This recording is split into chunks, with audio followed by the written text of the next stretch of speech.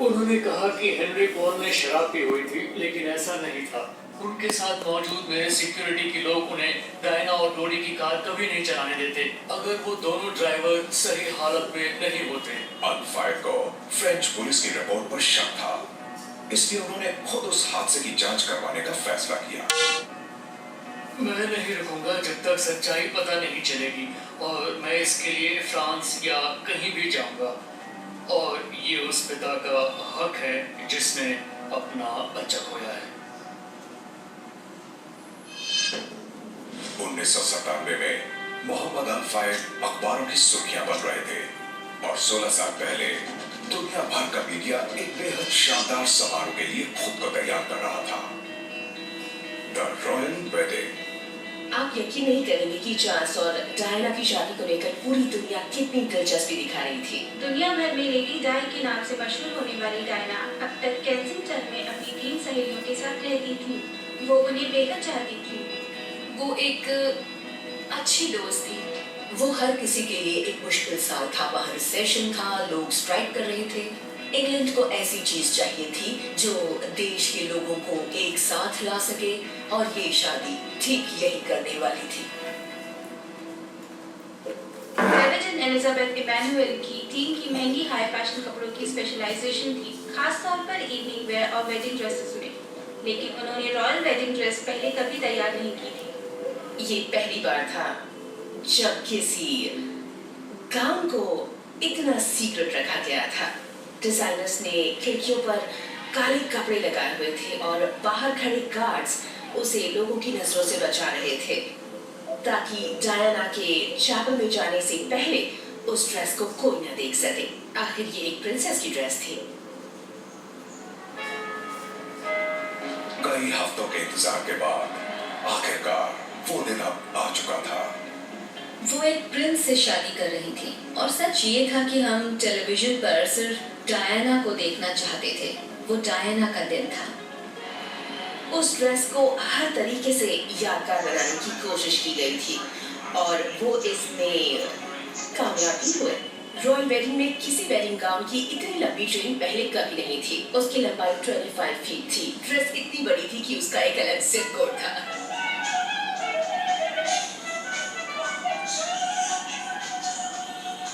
Pattern मुझे बिल्कुल यकीन ही नहीं हो रहा था कि हमें शादी में बुलाया गया है और हमें इतनी बढ़िया सीट्स मिली है डायना के लिए।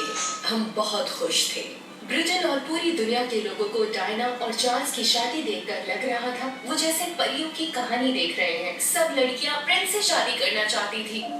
लेकिन शादी देखने वाले दुनिया के 75 करोड़ लोग नहीं जानते थे कि डायना क्या सोच रही है। चार्ल्स की तरफ बढ़ते हुए मैंने कमीला को देखा। वो ग्रे हैट पहने हुई थी। उनका बेटा टॉम एक कुर्सी पर खड़ा था। मुझे आज भी वो सब कुछ याद आता है। वो वहाँ थे, पर मैं उम्मीद करती हूँ इसके बाद अब कुछ नहीं होगा। With this ring, I thee wed. दरअसल डायना इतनी नर्वस थी कि वो ठीक से कुछ भी बोल ही नहीं पाई। I, Diana Francis, I, Diana Francis, take thee, Charles Philip Arthur George, take thee, Philip Charles Arthur George, to my wedded husband. to my wedded husband. Diana ने रस्मों में चार्ल्स के पहले और बीच के नाम को मिक्स कर दिया, और उन्होंने उनके लिए कहा फिलिप चार्ल्स। और फिर समारोह के आखिर में I pronounce that they be man and wife together, in the name of the Father and of the Son and of the Holy Ghost. Amen. Charles Diana को किस करना भूल गए। उन्होंने बाद में उन्हें बकिंगहम पैलेस की बैल्कनी में किस किया, हाथ पर भी किस किया, लेकिन ये एक अच्छी शुरुआत नहीं थी। और फिर नया जोड़ा दुनिया की सैर पर निकला। वो अपने हनीमून पर भी गए, लेकिन वहाँ चीजें कुछ ठीक नहीं हुई। डायना समझ नहीं पाई कि चार्ल्स उनके साथ वक्त क्यों नहीं बिताना चाहते थे। वो क्यों वाटर कलर से पेंटिंग करते रहते थे, और क्यों हर वक्त शिकार पर जाने के लिए तैयार रहते थे। डायना की ये दुविधा जल्दी ही गुस्से में बदल गई। अपने हनीमून में हम डिनर के लिए तैयार हो रहे थे। उन्होंने कफलिंग्स पहने जिन पर 2 सी बने हुए थे। मैं समझ गई और मैंने पूछा, ये आपको कमिला ने दिए है ना? उन्होंने कहा, हाँ, इसमें गलत क्या है, ये एक दोस्त का गिफ्ट है। ये कोई आम झगड़ा नहीं था, ये एक जलन थी, सिर्फ जलन। चार्ल्स ने डायना से वादा किया था कि वो कैमिला से मिलना बंद कर देंगे। उन्होंने कहा कि उन्हें फिक्र करने की कोई बात नहीं है। उन्होंने उनसे कहा, अब वो सिर्फ उनके बारे में ही सोचेंगे। मैडम, आपकी मैरिड लाइफ कैसी है? बहुत ही अच्छी। क्या आपने ब्रेकफास्ट तैयार कर लिया है? मैं ब्रेकफास्ट नहीं करती। क्यों भाई? 1981 में अपनी शादी की शुरुआत से ही डायना रॉयल फैमिली को खुश रखना चाहती थी। कई सालों तक वो हर चीज में उनकी मंजूरी लेती रही। आखिरकार हादसे के 5 दिन बाद क्वीन एलिजाबेथ ने अपनी बहू की मौत के बारे में बात की। सबसे पहले मैं डायना को श्रद्धांजलि देती हूँ। वो एक ऐसी जाओ लेके आओ, जिसने बना रही कई हूँ मैं भाई। अच्छे और बुरे वक्त में सुनते नहीं हो एक बारी तो। हंसने और मुस्कुराने की अपनी आदत और दूसरों को प्रेरणा देने की काबिलियत को कभी खत्म नहीं होने दिया। मैं उसके जोश, दूसरों का ख्याल रखने और खास तौर पर अपने दोनों ये बेटों का कैसे, ख्याल रखने के लिए उसकी इज्जत करती थी। डायना को जानने वाला उसे भूलेगा नहीं। वो लोग जो उससे कभी नहीं मिले पर जिन्हें लगता था वो उसे जानते हैं, वो उसे याद रखेंगे। हमने देखा कि क्वीन को लोगों की मर्जी के आगे झुकना पड़ा और उन्होंने वो बयान दिया क्योंकि जो लोग थे वो रॉयल फैमिली का पुराना तौर तरीका देखने के लिए तैयार नहीं थे। उन्होंने क्वीन को बाहर आने और फूलों को देखने के लिए मजबूर किया। डायना को सब पसंद करते थे। वो ब्रिटिश हिस्ट्री की एक सबसे मशहूर, सबसे अहम और सबसे महान महिला है और हम उन्हें कभी नहीं भूलेंगे। बहुत से लोगों का मानना था कि प्रिंसेस डायना की मौत इसलिए हुई क्योंकि उनकी मर्सिडीज के ड्राइवर ने शराब पी हुई थी। लेकिन डोली फायद के पिता मोहम्मद को यकीन था कि सच्चाई कुछ और है और उन्होंने खुद अपनी जांच शुरू करवाई। वो हादसा हैरान करने वाला था। जैसा हम सुन रहे थे वैसा नहीं हो सकता था। पापराज़ी का आना, शराबी ड्राइवर, ये हो ही नहीं सकता था। वहाँ जरूर कुछ हुआ था जो कहीं ज्यादा खतरनाक और सनसनीखेज था। ऐसा नहीं हो सकता था। हादसे के 6 दिन बाद दुनिया भर के लोगों की थकी हुई नजरें अब लंदन पर थी। ये अपनी प्रिंसेस को अलविदा कहने का वक्त था। उसके अंतिम संस्कार का दिन मेरे सबसे बुरे दिनों में से एक था। मेरे दिल में एक दर्द सा उठा, दिल टूटने का दर्द। शायद ऐसा ही होता है। प्रिंसेस का कॉफिन धीरे धीरे वेस्टमिंस्टर एबी की ओर बढ़ रहा था और 10 लाख से भी ज्यादा लोग उनके सम्मान में सड़कों पर इकट्ठे हुए थे। जब कॉफिन लाया जा रहा था तो हर तरफ मौत जैसी खामोशी थी। लेकिन फिर लोग जोर जोर से रोने लगे। उनके रोने की आवाजें दिल के अंदर तक उतरने वाली थी। हर कोई दुखी था। अंतिम संस्कार के दौरान सबकी नजरें विलियम और हैरी पर थीं कि वो दोनों छोटे बच्चे क्या सोच रहे होंगे। दुनिया ने एक बड़ी हस्ती खोई थी, पर उन्होंने अपनी माँ को खोया था। मुझे याद है डायना के कॉफिन पर कुछ फूल और एक कार्ड था और कार्ड पर उन बच्चों में से किसी ने लिखा था, मम्मी। उन मासूम बच्चों के लिए वो बहुत मुश्किल वक्त था।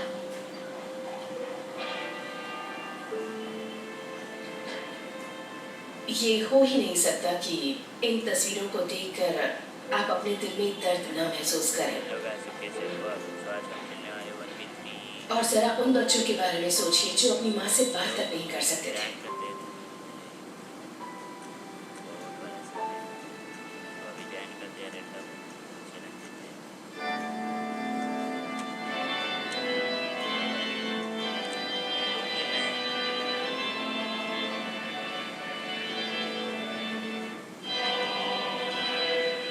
दुनिया भर में करीब 2 अरब लोगों ने आखिरी रस्मों को देखा और ये दुख भरी घटना टेलीविजन हिस्ट्री की एक सबसे ज्यादा देखी जाने वाली घटना बन गई। एल्टन जॉन ने उनकी अलविदाई का गीत गाया, the candle in the wind, पर डायना के लिए।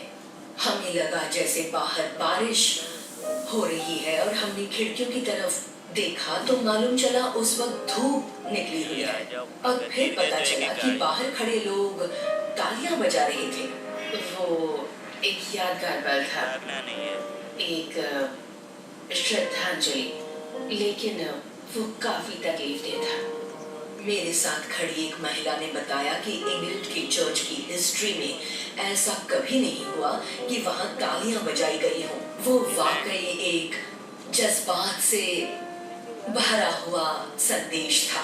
और अब सबकी नजरें डायना के भाई चार्ल्स स्पेंसर पर थी, जिन्होंने अपनी बहन की निजी मुश्किलों के बारे में बताया। ये याद रखने वाली बात है कि डायना की जिंदगी में जो हुआ उसमें सबसे अजीब शायद ये था, एक लड़की जिसे शिकार की प्राचीन देवी के नाम पर अपना नाम मिला और उसी का इस नए दौर में सबसे ज्यादा शिकार हुआ। सैनिक उनका कॉफिन उठाने के लिए आगे आए ताकि उसे चर्च से बाहर ले जाया जा सके। वहां मौत जैसी खामोशी थी, कोई कुछ नहीं कर रहा था और वो डायना की आखिरी तस्वीरें थी। वहां सिर्फ उन सैनिकों के बूट्स की धीमी आवाज सुनाई दे रही थी जो उनका कॉफिन लेकर जा रहे थे। वो सब इतना रुलाने वाला था कि मैं उसे कभी नहीं भूलूंगी। वेस्टमिंस्टर एबी में हुई आखिरी रस्मों के कुछ घंटों बाद डायना को करीबी लोगों की मौजूदगी में स्पेंसर परिवार के स्टेक ऑलथॉर्प में दफनाया गया। दफनाए जाने के बाद रॉयल फैमिली ने एक्सेप्ट करो, मैं रूम बना रहा हूं। टाइटल फिर से देने की पेशकश की, लेकिन स्पेंसर परिवार ने इससे इनकार कर दिया। उनके भाई चार्ल्स स्पेंसर ने कहा कि जब डायना जिंदा थी तब भी उन्हें अपना जादू बिखेरने के लिए किसी रॉयल टाइटल की जरूरत नहीं थी और उन्हें अब भी नहीं है। कुछ लोगों को लगा रॉयल फैमिली ने डायना के साथ गलत किया। उन्होंने उनकी परवाह नहीं की, न उनके जिंदा रहते न ही मौत के बाद। आखिरी रस्मों के वक्त दिखी नाराजगी दरअसल पहले से चली आ रही थी। कुछ लोगों के मुताबिक रॉयल परिवार 1981 में तब नाराज हुआ था जब प्रिंसेस ऑफ वेल्स के तौर पर डायना ने लोगों के सामने आने की शुरुआत की थी। प्रिंसेस डायना जब रॉयल फैमिली का हिस्सा बनी तो वो जैसे चमकते सितारे की तरह थी और रॉयल फैमिली ब्रिटिश फैमिली की बजाय अब एक ग्लोबल इंस्टीट्यूशन बन चुकी थी। शुरू में रॉयल फैमिली को कुछ समझ नहीं आया, मतलब यहाँ पर एक प्रिंसेस घुटनों के बल झुककर लोगों से बात कर रही थी, उनके हाथ पकड़ रही थी। रॉयल फैमिली दूरी बनाकर रखती थी और अचानक डायना ने उसे कम कर दिया। लोगों को ये अच्छा लगा। मैं दोनों बोलेंगे, बोर्ड है, बिल्कुल बोर्ड है। पूरी दुनिया हर रोज मेरे बारे में बात करती थी। मैं अखबारों में पहले पन्नों पर होती थी। मुझे डर लगने लगा था। मैंने एवरेस्ट पर चढ़ने जैसा कोई शानदार काम नहीं किया था। मैंने ऐसा कुछ नहीं किया था। मुझे इतनी पब्लिसिटी क्यों मिल रही थी? मेरे हस्बैंड को अब मुझसे काफी जलन होने लगी थी।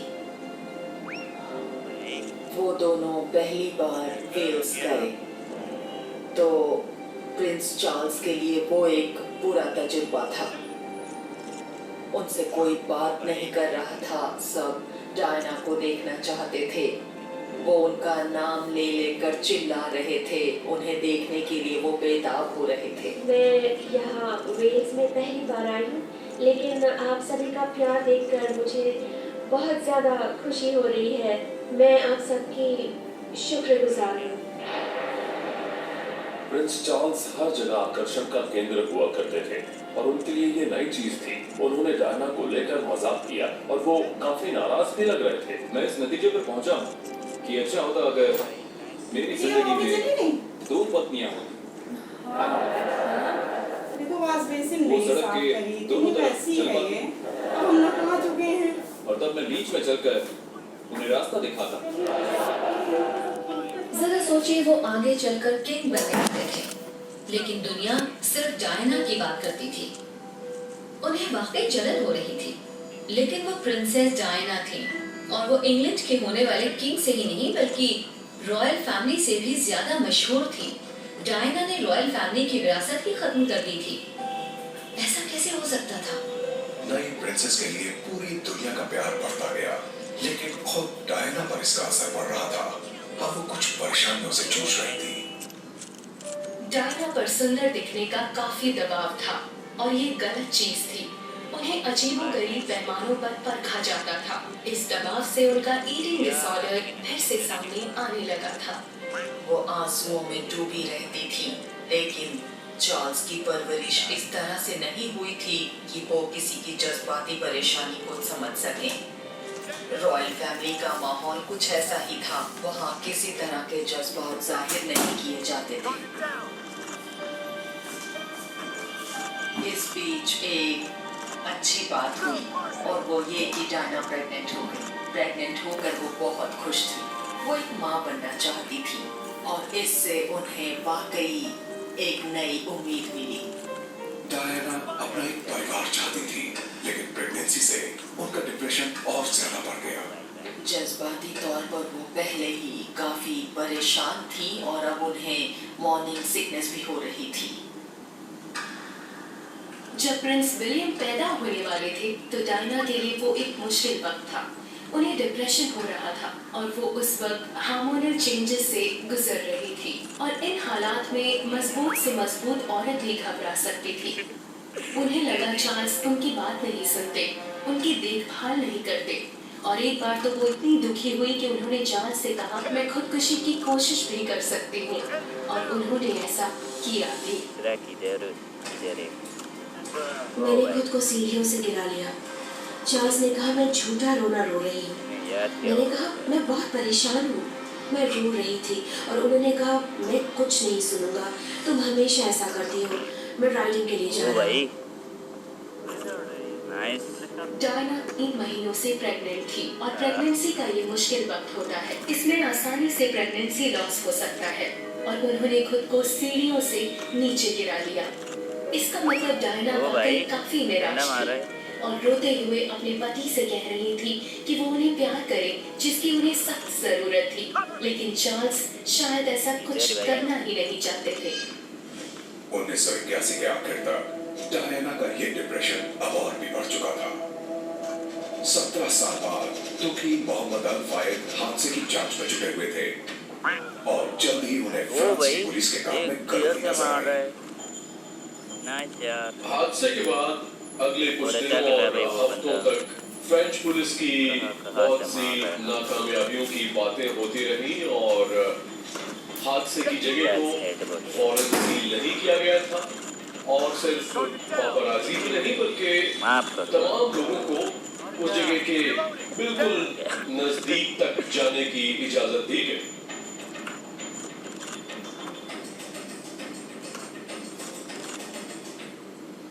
सवाल ये है कि क्या अहम फॉरेंसिक एविडेंस को खत्म करने की कोशिश की गई थी?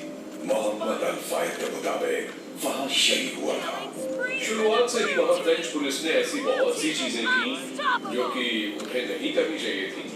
वो चाहते थे कि लोग यही सोचें कि हेनरी पॉल शराब पीकर ड्राइव कर रहे थे, जिसकी वजह से एक दर्दनाक हादसा हो गया और उनकी प्यारी की मौत हो गई। अल फायद का ये भी मानना था कि फ्रेंच पुलिस और एक और देश के एजेंट्स के हाथ खून से रंगे हैं। मोहम्मद अल फायद को यकीन था कि उनके बेटे और डायना का कत्ल हुआ है और इस कत्ल को MI6 ने फ्रेंच पुलिस के साथ मिलकर अंजाम दिया है।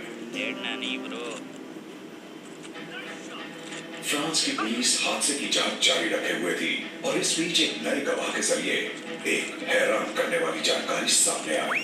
फ्रांसुआ लेवेस्ट्रो नाम के हादसे के वक्त वो सुरक्षा उसने कहा एक मोटरसाइकिल उस मर्सिडीज के एकदम पीछे थी, इसलिए ड्राइवर हेनरी पॉल ने अपनी रफ्तार बढ़ा दी। फिर मोटरसाइकिल ने मर्सिडीज को पास किया और फिर फ्रांसुआ लेवेस्ट्रो को एक बहुत ही चमकदार रोशनी नजर आई। फिर एक जोरदार आवाज हुई और हेनरी पॉल टनल के 13 पिलर से टकरा गया और फिर वो मोटरसाइकिल बहुत तेजी से सुरंग से बाहर निकल गई। हादसे से पहले रोशनी की खबर पूरी दुनिया तक पहुंची और फिर ये सवाल पैदा हुआ कि क्या वो सिर्फ एक पापराजी था जो किसी बहुत तेज फ्लैश बल्ब से तस्वीर लेने की कोशिश कर रहा था, या फिर इसमें कोई और राज था? फिर रिचर्ड टॉमलिंसन नाम के एक शख्स ने एक हैरत अंगेज दावा किया। रिचर्ड टॉमलिंसन MI6 में ऑफिसर रह चुके थे। MI6 CIA की तरह ही है। उन्होंने मोहम्मद अल फायद को बताया कि ब्रिटिश इंटेलिजेंस ने एक ऐसी तकनीक तैयार करके उसमें महारत हासिल की है जिसमें गाड़ी में बैठे शख्स की आंखों पर पावरफुल लेजर फेंकी जाती है। टॉमलिंसन के मुताबिक लेमिस्टर का ब्यौरा ब्रिटिश इंटेलिजेंस के एक प्लान से काफी मिलता था, जिसे शहर के एक सबसे बदनाम तानाशाह को खत्म करने के लिए तैयार किया गया था। उन्होंने जो कुछ देखा वो उस प्लान से लगभग पूरी तरह मिलता था जो यूगोस्लाविया के प्रेसिडेंट स्लोबोडान मिलोसेविक के मारने के लिए बनाया गया था, और इसी वजह से मुझे शुरुआत से ही लगा था कि ऐसा हो सकता है, ऐसा वाकई हो सकता है कि उस सोफिस्टिकेटेड मर्डर को किसी आंख से नजर आने वाले ट्रैफिक एक्सीडेंट की तरह दिखाने की कोशिश की गई हो। मोहम्मद अल फायद ने जब टॉमलिंसन की बात सुनी तो वो एक खौफनाक नतीजे पर पहुंचे। उन्हें यकीन हो गया उनके बेटे और डायना का कत्ल हुआ है, और उसे MI6 ने फ्रेंच पुलिस के साथ मिलकर ही अंजाम दिया है।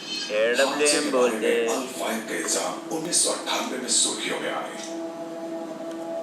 16 साल पहले ब्रिटेन के लोग भी रॉयल फैमिली पर नजरें जमाए हुए प्रेगनेंसी के बारे में जानना चाहते थे। चलिए 2 पॉइंट ये या तख्त के वारिस का, और खास तौर पर तख्त के वारिस की पत्नी का काम है बच्चे पैदा करना, और बच्चों में दोनों को एक किया पैदा करना, और डायना को भी दोनों यही नहीं करना था। डायना के कंधों पर पूरे देश की उम्मीदें टिकी थी, लेकिन वो अपने मुताबिक बच्चे को जन्म देना चाहती थी। उस वक्त तक तख्त के वारिस ऑब्स्टेट्रिशियंस की देखरेख में महल में ही पैदा होते थे। डायना ने कहा नहीं, हम हॉस्पिटल जाएंगे।